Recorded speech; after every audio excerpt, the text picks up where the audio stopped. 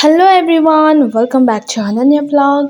आज हामीहरू चाहिँ छेमा घर जाँदैछौँ होइन। यहाँ दिदीहरू हुनुहुन्छ सबैजना। अन्त चाहिँ हामी यहाँ चाहिँ अहिले पुग्न आँटिसक्यो र अहिले चाहिँ हामी यहाँ गुम्बामा नै आइपुग्यो। गुम्बादेखि चाहिँ अलिक तल रहेछ। यो चाहिँ मेरो फर्स्ट टाइम हो म चाहिँ भिजिट गर्दैछु मेरो छेमा घर होइन। सो हामीले चाहिँ कन्फ्युज भएर चाहिँ यहाँ सोध्दै थियौँ कहाँ हो कता हो भनेर। अन्त हामी फेरि यहाँ गुम्बा एकछिन हेऱ्यौँ होइन। मजाको रहेछ यहाँ अलिक साउन्डहरू पनि आइरहेको थियो। सो अन्त अहिले चाहिँ हामी हिँड्दैछ होइन त्यहाँ जाँदैछौँ टोटोमा। त्यहाँ चाहिँ टोटो मात्रै चल्दो रहेछ। सो त्यही भएर चाहिँ हामी टोटोमा जाँदैछ अहिले।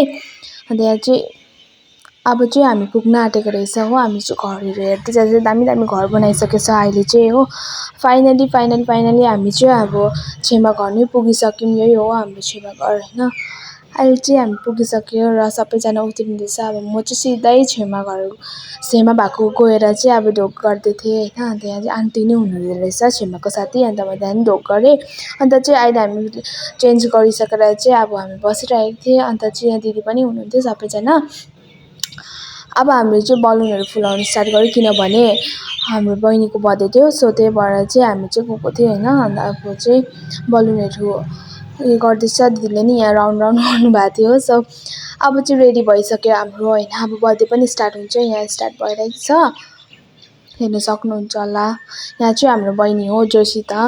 उसको चाहिँ हिजो बर्थडे थियो। सो हिजो नै मैले पोस्ट गर्न सकिनँ किनभने आफ्नो आफ्नो काम हुन्छ। आज चाहिँ मैले पोस्ट गरेछु गाइस। यहाँ चाहिँ हामीले केक र खिर खाँदै थियौँ 4जना बसेर।